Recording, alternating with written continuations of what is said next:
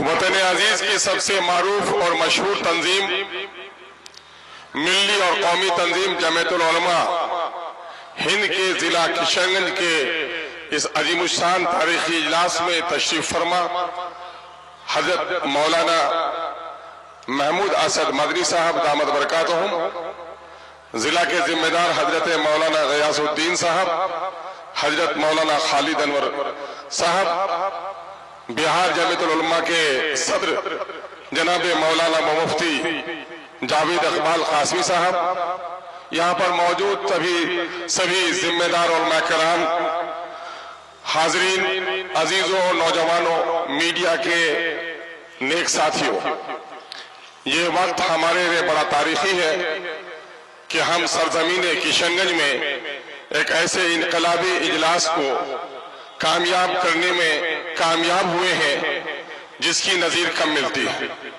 جمعیت العلماء کی تاریخ بیان کرنے کا وقت نہیں ہے، ہم کشن گنج کا باشندہ ہونے کی بنیاد پر ہم ان تمام تر محبوب علماء، یہاں کے معزز رکن پارلیمنٹ جناب جاوید آزاد صاحب اور تمام MLA اور آپ سب کا استقبال کرتا ہوں۔ میں دو درد مندانہ بات کہہ کر آپ سے رخصت ہو جاؤں گا کہ یہ جلسہ جہاں جمعیت العلماء بہار کے ضلع کشن گنج اکائی کا جلسہ ہے، اجلاس ہے، وہیں پر یہانت رسول اور اوقاف کے مسئلے پر بھی آپ کو دعوت دی گئی ہے۔ یقیناً ہے کہ جمعیت العلماء ہند نے تحریک آزادی ہو، ملک و ملت کے مسائل ہو، شریعت پر حملہ ہو، فرقہ وارانہ فسادات ہو، مظلوموں کی داد رسی ہو، اس میں اس نے نمایاں کارہائے نمایاں انجام دیا ہے۔ ہم اس کے لیے جمعیت کے تمام تر ذمہ داران کو مبارکباد دیتے ہیں۔ اس وقت ہر مومن جو اللہ پر، اللہ کے رسول پر یقین رکھتا ہے، ایمان رکھتا ہے، اس ایمان کی شان ہی یہ ہے کہ وہ اپنے جان، اپنے مال اور اپنی جان سے بھی زیادہ رسول اللہ کے ذات سے محبت کرتا ہے، اور رسول اللہ کی اہانت کرنے والوں سے لڑنے کے لیے اپنی گردن کٹا دینے میں بھی ہمارا شرابی اور جواری مسلمان بھی پیچھے نہیں رہ سکتا۔ یہ اللہ کا بڑا فضل و کرم ہے۔ کسی بھی مذہب کے پیشوا کو یہ سعادت حاصل نہیں ہے کہ اس کو اتنی محبت اس کے ماننے والے کرتے ہوں۔ ہم نبی مکرم صلی اللہ علیہ وسلم کی اہانت کرنے والوں کی مذمت کرتے ہیں، اور ایک بات ملت سے عرض کرنا چاہتے ہیں، شیر کی تصویر کو بچہ پھاڑ دیتا ہے، بلی کو دیکھ کر چیختے ہوئے ماں کے آغوش میں چلے جاتا ہے۔ یقیناً ہے وہ مردود ہے، وہ مغضوب ہے جو نبی کی شان کے خلاف بات کرتا ہے۔ لیکن مسلمانوں، آج ہمارا حال کیا ہے؟ ہم اپنی شادیوں میں رسول اللہ کی سنتوں کو توڑ رہے ہیں، معاملات میں ہمارے ہاں بہنوں کے ترکے سے ہم بہنوں کو محروم کر رہے ہیں۔ آج مسلمانوں کی 70% آبادی کا یہ علاقہ ہے، اور ہماری یہاں سیاسی اعتبار سے اتنی بے وزن ہم ہو کر رہ گئے ہیں کہ آج اس وقت RSS کے لوگ اس کو UT بنانے کی کوشش کر رہے ہیں۔ ہمیں اپنی سیاسی کھوئی ہوئی عظمت کو بھی تلاش کرنی پڑے گی۔ آج بندھن لون میں 70% آبادی ہماری ملوث ہو گئی ہے۔ ہماری شادی بیاہ میں مسلم اور غیر مسلم کے شادی بیاہ میں کوئی فرق نہیں نظر آتا ہے۔ محرمات اور غیرمات، اور آج مسلم کے شریف خاندانوں میں دلہنوں کو سجا کر تصویریں لی جا رہی ہیں، تو آخر ہم کس رسول کی عظمت کے لیے اٹھتے ہیں؟ یقین جانیے ان چیزوں نے ہمیں بڑا کمزور کیا ہے۔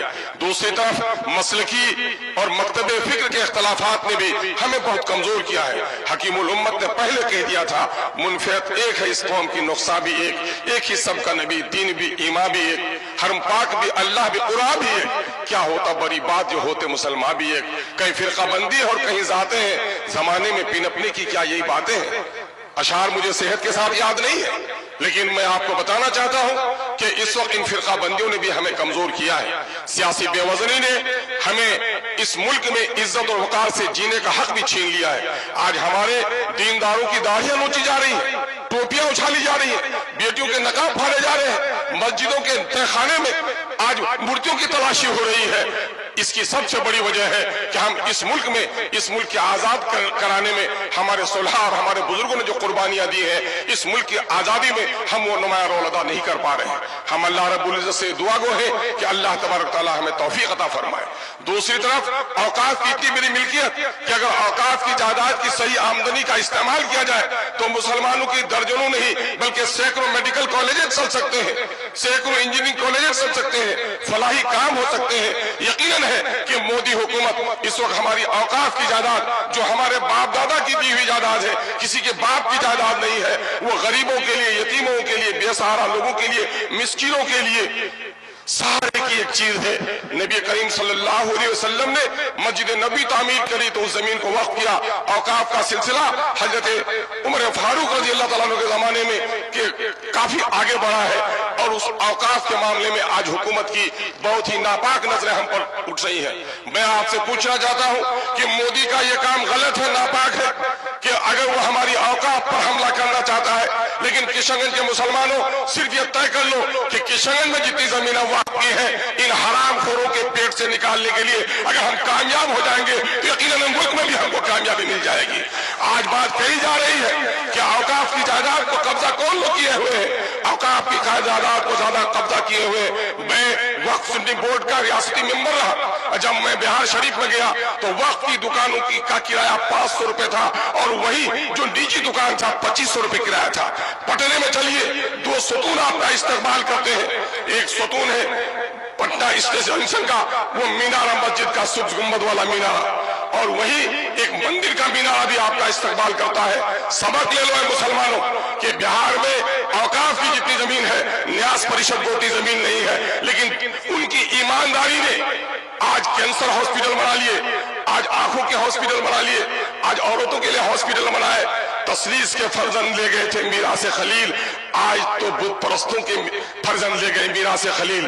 आइए हम और आप अहद करें कि अपनी जमीयत को मजबूत करेंगे, अपनी जमात को मजबूत करेंगे। सियासी एतबार से हमारी जो बेवजनी हो गई है, इस बेवजनी को तलाश करेंगे। जो लोग सियासी बसीरत नहीं रखते हो, जो लोग दीनी बसीरत नहीं रख सकते हो, वो हमारी क़यादत नहीं कर सकते।